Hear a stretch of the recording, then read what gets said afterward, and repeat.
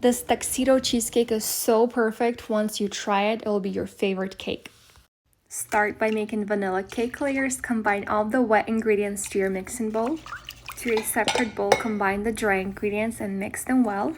Add the dry ingredients to the wet ingredients and mix just until everything is mixed in. Transfer the batter to the cake pan lined with parchment paper. Now to make the chocolate cake layers, add all the wet ingredients and mix them together.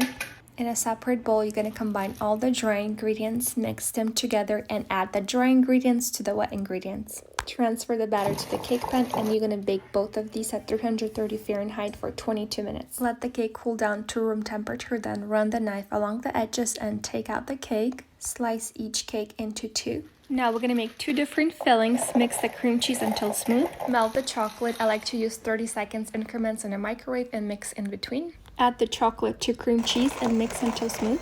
Add whipped cream and mix until smooth. And then you're going to repeat the same with the chocolate filling. You're going to add the chocolate to cream cheese, mix until smooth, add the whipped cream and mix until smooth. And now let's put the cake together. We're going to use exactly half of the white cream on top of the white cake.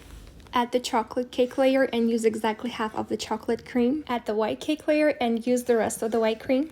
Add the chocolate cake layer and cover the cake with the chocolate cream. I like to give it a little shaping, then chill in the fridge for 3 hours until the chocolate sets. Then I would warm up the cake scraper under hot water and do the final smoothing. Melt the chocolate. If it's too thick, dilute it with olive oil to make it more runny.